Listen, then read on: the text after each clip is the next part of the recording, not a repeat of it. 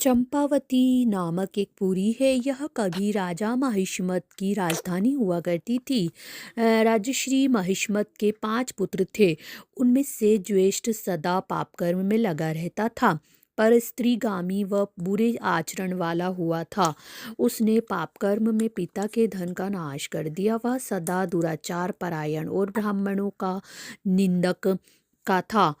वह वैष्णवों और देवताओं की भी निंदा करता था। अपने पुत्र को इस प्रकार देखकर महिष्मत ने राजकुमारों में उसका नाम लुभंक रखा। फिर पिता और भाइयों ने मिलकर राज्य से बाहर कर दिया। इसके पश्चात लुभंक नगर से निकलकर वन की ओर चला गया।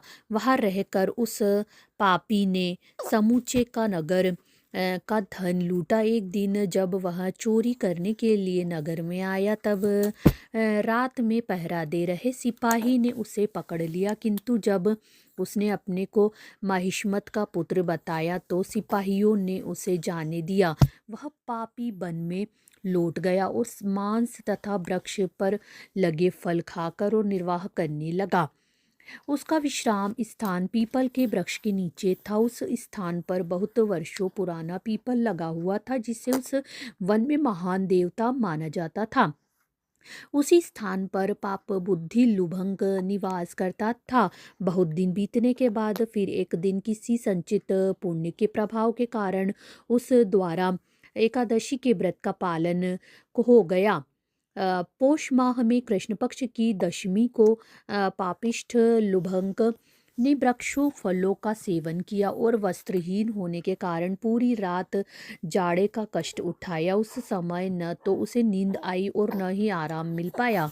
वह निशमाण सा होने लगा था। अगले दिन सूर्योदय होने पर भी उस पापी को होश नहीं आया। उसी कारण सफला एकादशी के दिन लुभंक बेहोश पड़ा रहा। दोपहर का समय होने पर उसे चेतना मिली। फिर इधर उधर अपनी दृष्टि डालकर वह आसन से उठ गया और लेंगड़े के प्रकार पैरों से बार बार लड़खड़ाता हुआ वन के ओर जाने लगा। वहां वह भूख से दुर्बल और पीड़ित होता जा रहा था। राजन, उस समय लुभंक बहुत से प्रकार के फल लेकर जैसे ही विश्राम स्थान पर वापस लौटा, वैसे ही सूर्यदेव अस्त हो गया। तब उसने वृक्ष की जड़ में बहुत से फल चुने। इसके पश्चात निवेदन करते हुए कहा कि इन फलों से लक्ष्मीपति भगवान विष्णु संतुष्ट हो। ऐसा कहकर लुभंक रात भर नहीं सोया। इस प्रकार उसने अनायास ही इस व्रत का पालन किया। उस समय एक सहसा आकाशवाणी हुई कि राजकुमार, तुम सफला एकादशी के प्रसाद से राज्य और पुत्र प्राप्त कर पाओगे। बहुत अच्छा कहकर उसने उस वरदान को स्वीकार भी कर लिया। फिर उसका रूप दिव्य हो गया और तभी से उसकी उत्तम बुद्धि भगवान विष्णु के भजन में लग गई। दिव्य आशुभूषणों की शोभा से संपन्न होने के बाद उसने अकंटक राज्य प्राप्त कर लिया और 15 वर्षों तक उसका संचालन करता रहा।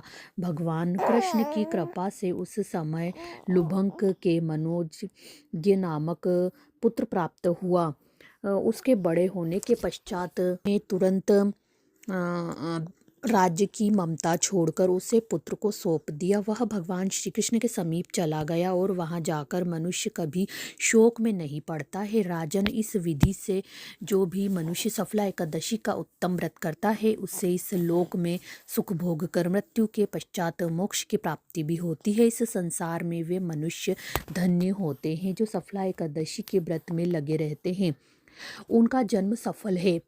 महाराज, उसकी महिमा को पढ़ने सुनने और उसी अनुसार आचरण करने से मनुष्य को राजस्व यज्ञ का फल प्राप्त होता है। तो ये थी सफला एकादशी की कथा। आपको कैसी लगी कमेंट करके ज़रूर बताइए। जो भी मेरे चैनल पर नए हैं, प्लीज़ पहले चैनल को सब्सक्राइब कर ले, बेल आइकन प्रेस कर ले, ताकि आने वाले वीडियोस के नोटिफिकेशंस आप तक सबसे पहले पहुंच सके। और वीडियो अच्छा लगे तो लाइक शेयर कमेंट भी ज़रूर कर दे। मिलते हैं नेक्स्ट वीडियो में। Bye bye.